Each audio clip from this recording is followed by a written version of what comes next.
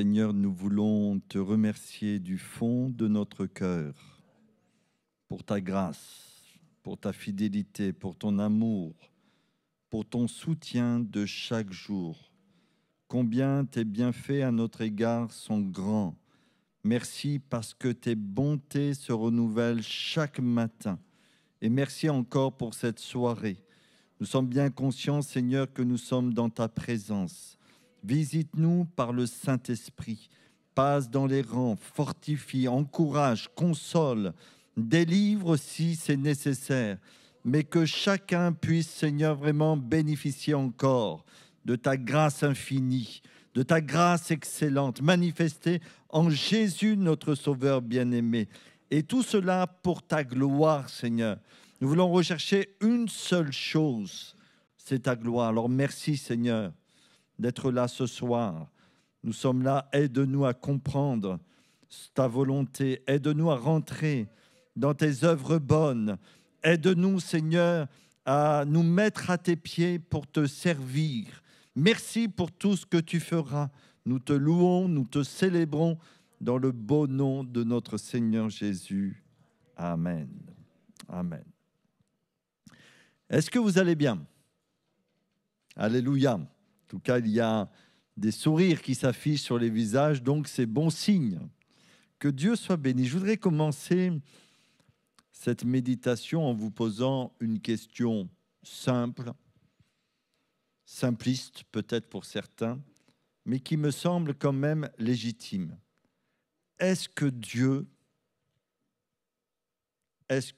entend vraiment la prière?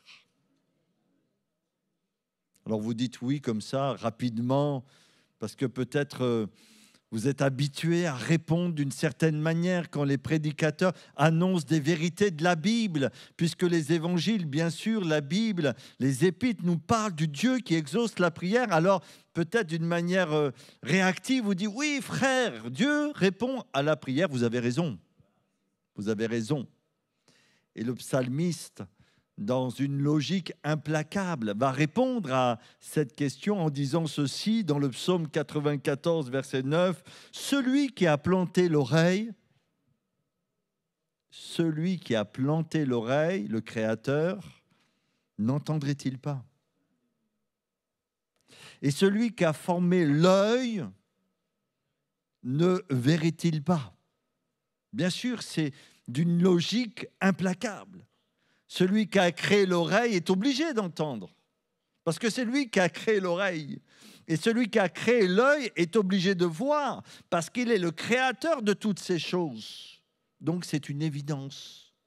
Dieu entend, Dieu voit, Dieu sonde, Dieu reconnaît les siens. Dieu cherche des êtres humains qui pourront l'adorer en esprit, en vérité.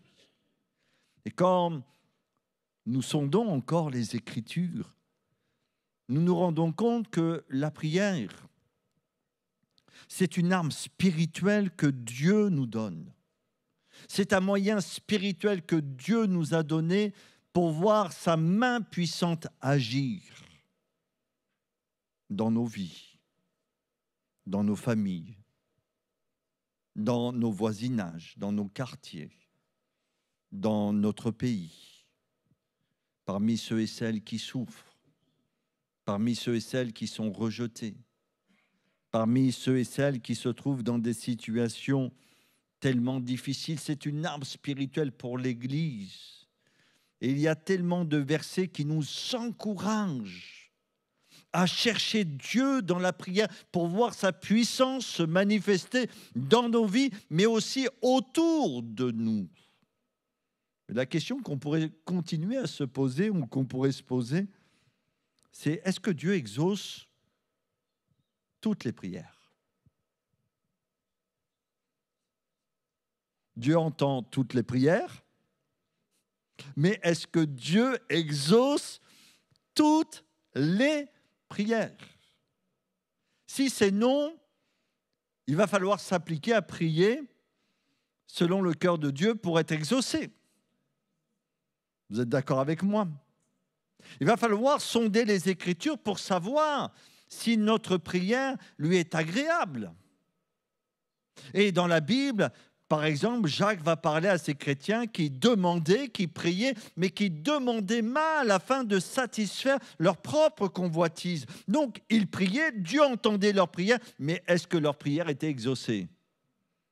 Non. Donc, déjà, la prière que je peux faire ce soir pour ma vie, Seigneur, aide-moi à prier selon ton cœur. Sonde ma vie afin que ma prière te soit agréable, que ma prière soit en accord avec ta volonté, en accord avec ta parole, que ma prière te plaise en toutes choses. Pourtant, et je vais m'arrêter un petit peu sur cette pensée-là ce soir, pourtant une prière profonde, une prière courte, je dis bien une prière courte, une prière simple, une prière en accord avec la Bible, une prière ointe du Saint-Esprit, une prière faite avec foi, une prière selon le cœur de Dieu, une prière que Dieu reçoit favorablement, peut transformer, et je dis bien peut transformer un homme, peut transformer une famille, peut transformer un village, peut transformer une ville, peut transformer un pays et peut transformer un continent. Et nous allons voir ce soir un homme de prière. Sa vie était baignée de prière. Et il a terminé sa vie dans la prière. La prière, on dit parfois, c'est la respiration de l'âme. Cet homme a été complètement baigné dans la prière, ce qui faisait aussi que sa vie reflétait pleinement la gloire de Dieu. Mais ce qui m'a frappé et ce que je voudrais partager avec vous, c'est qu'il a terminé sa vie par prier. Comme quoi la prière était tellement importante dans sa vie qu'il a fini sa vie en s'adressant au Seigneur. Cet homme, c'est le disciple Étienne, le diacre Étienne. Et je vous invite à lire quelques versets qui nous relatent la fin de sa vie. Étienne est le premier martyr de l'Église. Il fut lapidé. Et c'est vrai que cela a été un coup dur pour l'Église, mais cela va permettre aussi que l'Évangile soit annoncé bien plus loin que Jérusalem. Et nous allons voir quelques pensées concernant la vie d'Étienne et notamment sa prière. Donc, Actes chapitre 7 et verset 51, il y a des gens qui sont venus chercher dispute avec Étienne, essayant de trouver en lui quelque occasion de le faire tomber, mais sa sagesse, parce qu'il était rempli du Saint-Esprit, permettait qu'il soit gagnant en fin de compte dans cette dispute. Et au verset 51, nous lisons ceci. « Homme au cou raide, incirconcis de cœur et d'oreille, vous vous opposez toujours au Saint-Esprit, ce que vos pères ont été, vous l'êtes aussi. Lequel des prophètes vos pères n'ont-ils pas persécuté? Ils ont tué ceux qui ont annoncé d'avance la venue du juste, que vous avez livré maintenant et dont vous avez été les meurtriers. Vous qui avez reçu la loi d'après des commandements d'anges et qui ne l'avez point gardée. En entendant ces paroles, ils étaient furieux dans leur cœur et ils grinçaient des dents contre lui.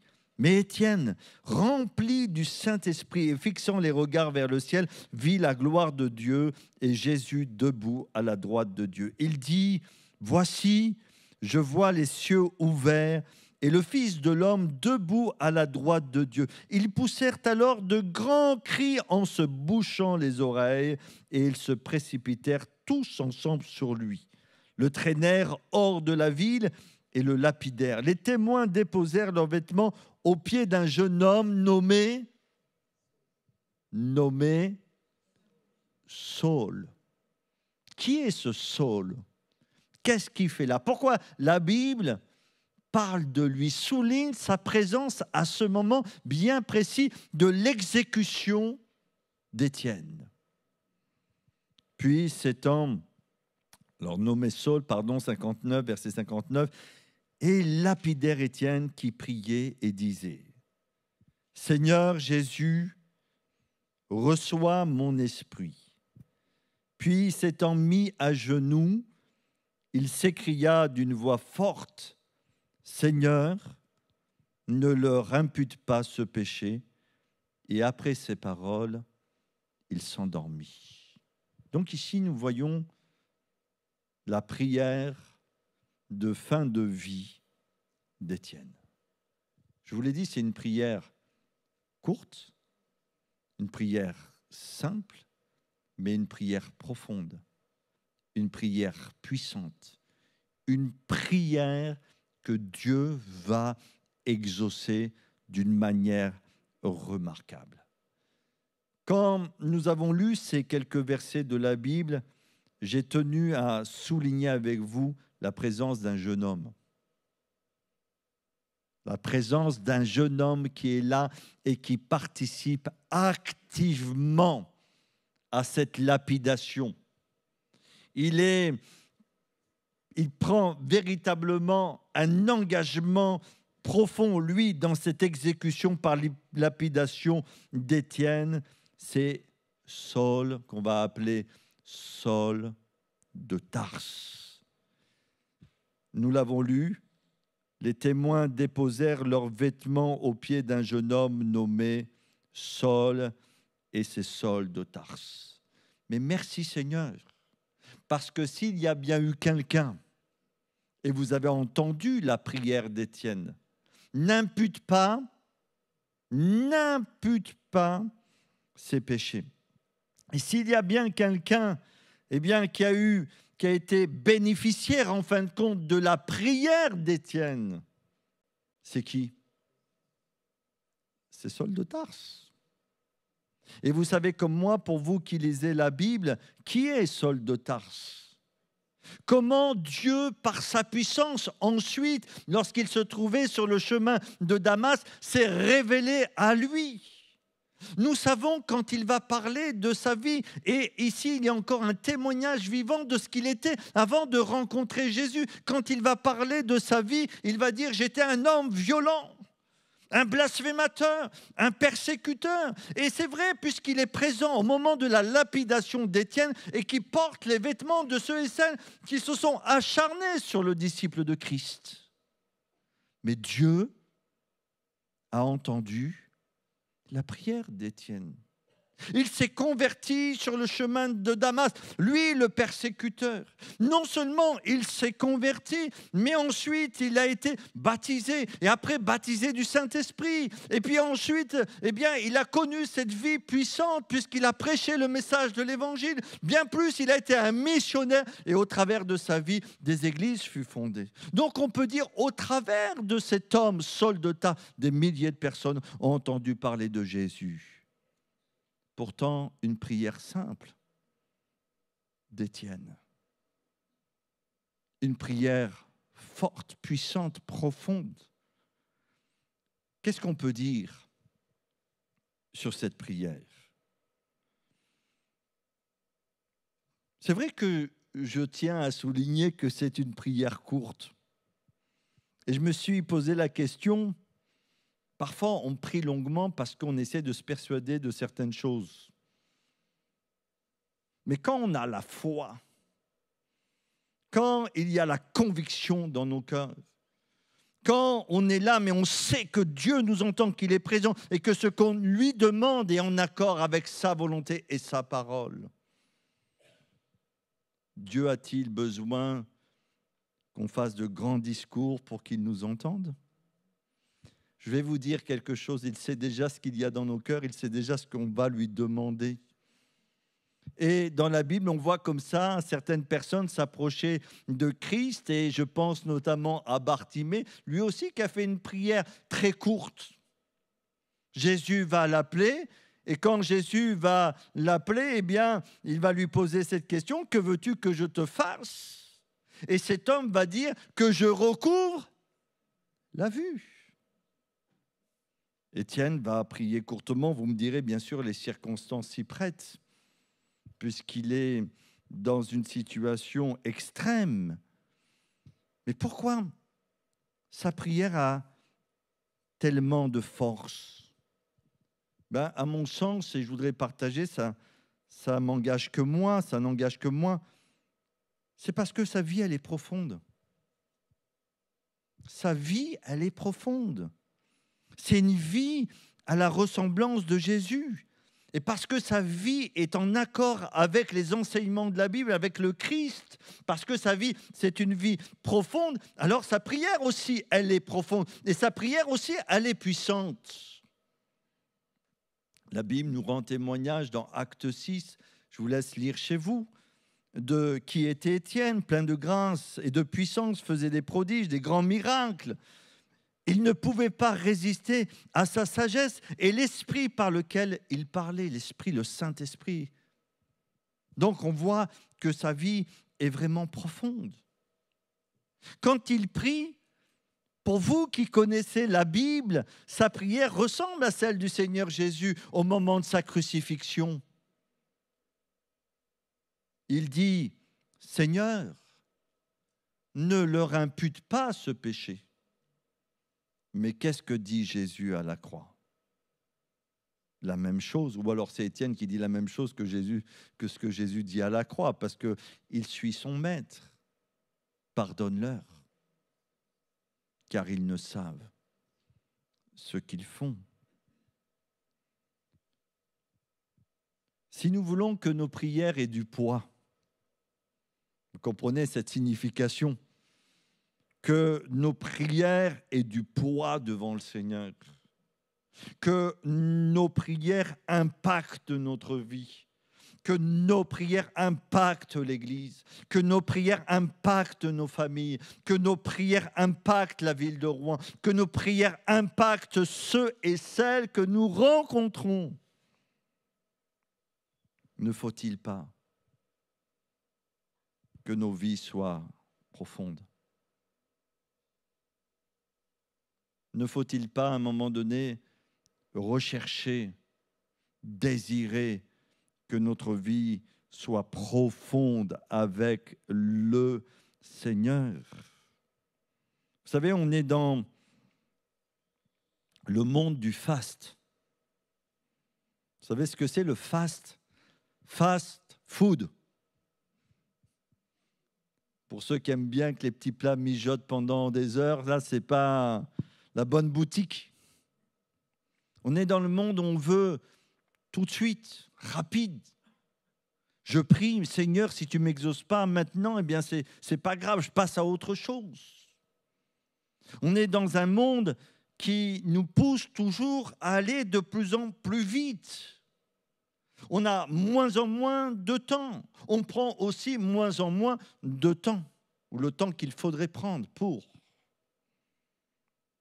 Mais la vie avec Dieu, ça se construit jour après jour. Et ce que le Seigneur veut, c'est qu'on puisse être dans cette intimité avec lui pour que notre être intérieur soit complètement changé, transformé, qu'il y ait en nous ces vertus spirituelles qui le glorifient, que toute notre vie soit complètement transformée pour qu'on soit à la ressemblance de Jésus. Qu'on rentre pleinement, à mon sens, je pense comme ça, qu'on rentre pleinement dans cette profondeur spirituelle. Et quelques mots parfois suffiront pour convaincre, parce que ces mots seront baignés de l'Esprit Saint. Je ne sais pas si ça fait écho à vos cœurs. Je ne sais pas si ça vous parle ce soir. Alors peut-être ce soir je prêche qu'à moi. Hein. Je me prêche. Une prière aussi délivrée de tout mobile charnel, égoïste, individuel. Je suis surpris. Vous êtes humain comme moi. Mais Étienne, il ne prie même pas pour lui-même. Il ne dit pas, Seigneur, délivre-moi de mes persécuteurs. Envoie une légion d'anges me secourir. Fais tomber le feu du ciel pour consumer ceux et celles qui sont contre moi. Fais voir ta gloire, Seigneur. Non. Il ne prie même pas pour lui-même, mais il prie pour les autres. Son cœur est tourné vers les autres. Il souhaite que ceux qui sont devant lui, bien qu'ils soient remplis de haine vis-à-vis de Christ, puissent découvrir un jour l'amour de Christ. Et c'est pourquoi il prie que Dieu ne leur impute pas ce péché. Et merci Seigneur, parce que dans cette foule-là, il y a Saul de Tarse. Et Dieu va vraiment agir dans le cœur de cet homme, je l'ai dit tout à l'heure. Comme quoi, négligeons pas la prière. Négligeons pas de nous tenir devant Dieu. Humilions-nous peut-être devant le Seigneur pour toutes ces choses qui nous empêchent de rentrer dans la profondeur. Mais quand nous prions, croyons que Dieu est capable de faire des miracles. Et si Dieu était capable de toucher le cœur de Saul de Tarse, à plus forte raison, n'est-il pas capable de toucher le cœur de nos contemporains? Dites-moi. Et si Dieu a été capable de toucher le cœur de Saul de Tarse, ne touchera-t-il pas ton propre cœur? Moi, je le crois. Mais c'est une prière délivrée de tout mauvais mobile, de toute considération purement humaine, charnelle, terrestre. Que Dieu nous donne aussi ce cœur pur. Une prière centrée sur la personne de Christ, sur la personne de Dieu. Vous avez vu comme moi, à la fin de sa prière, il dit, il remet son esprit. Je relis ce passage. Puis, s'étant mis à genoux, il s'écria. Alors, il lapidait Étienne qui priait et disait, « Seigneur Jésus, reçois mon esprit. » Puis, s'étant mis à genoux, il s'écria d'une voix forte, « Seigneur, ne leur impute pas ce péché. » Et après ces paroles, il s'endormit. Donc, c'est une prière centrée sur le Seigneur Jésus. Et parce que sa prière est centrée sur le Seigneur Jésus, il nous est dit à un moment donné, quand il a fixé le ciel, il a vu la gloire de Dieu. Et Jésus à la droite du Père. Il a vu la gloire de Dieu. Et c'est ce qui lui a permis, à mon sens, de tenir bon, de continuer à vivre une foi authentique parce qu'il a vu des choses que personne ne voyait. Mais la prière, c'est ça. Ça nous permet de rentrer dans le domaine spirituel et de voir ces réalités spirituelles qui existent. Elles sont présentes, mais il faut que nos yeux s'ouvrent pour les découvrir et voir la gloire du Seigneur. Et je termine une prière qui engendre la paix. Vous avez vu? Si tu prends des somnifères pour dormir, peut-être tu en as besoin, mais je pense que la prière est véritablement un remède bienfaisant pour nos cœurs. Et on peut déposer aux pieds de Dieu nos fardeaux, nos soucis, afin de dormir comme des bébés, excusez-moi, et ne pas être tracassé la nuit. Il nous est dit ici, après ces paroles, il s'endormit. La prière, ça engendre la paix, frères et sœurs. La paix de Dieu. Ça engendre quelque chose que l'être humain n'est pas capable de créer d'une manière personnelle. Et c'est le fruit, on peut goûter à cette paix dans notre communion avec Dieu. Alors, c'est vrai que peut-être la barre nous paraît haute, elle nous paraît très haute, mais je pense que le Seigneur est plein de miséricorde envers chacun d'entre nous. Il sait là où nous en sommes. Il n'y a pas de mépris de la part de Dieu sur nos vies. Simplement, il veut nous conduire un petit peu plus profondément dans cette vie avec lui, afin que nous aussi, nous puissions expérimenter sa gloire, sa puissance, son amour, voir ceux et celles qui sont autour de nous être sauvés, voir ceux et celles qui sont dans la difficulté être restaurés, voir ceux et celles qui sont brisés être consolés, voir ceux et celles qui sont malades être guéris par sa puissance. Que Dieu nous bénisse. On va prier quelques instants. Que Dieu nous bénisse abondamment. Merci Père. Merci Père parce que tu n'éteins pas le lumignon qui fume. Bien au contraire, Seigneur, tu désires souffler sur nos vies. Merci parce que dans ta grâce, dans ton amour, dans ta fidélité, à cause de l'œuvre parfaite de Jésus, nous pouvons nous approcher de toi. Merci notre Dieu, parce que ton désir, c'est de bénir notre monde. Ton désir, c'est de sauver. Ton désir, c'est véritablement que ceux et celles qui ne te connaissent pas te découvrent comme ce sauveur personnel. Et nous te remercions pour cela. Merci pour la prière. Merci parce que, c'est une arme spirituelle que tu nous as donnée. Et nous voulons l'utiliser encore ce soir. Nous voulons nous approcher de toi par la prière, afin de voir vraiment, Seigneur, ta puissance agir. Je te prie de bénir déjà nos cœurs, de bénir l'Église, afin que l'Église brille, Seigneur, dans ce monde. Que chacun d'entre nous, nous brillions là où tu nous places. Et que ceux et celles qui sont autour de nous puissent être attirés par des cordages d'amour et te découvrir. Merci Père, merci pour ta fidélité et ton amour dans le nom de Jésus. Alléluia, amen.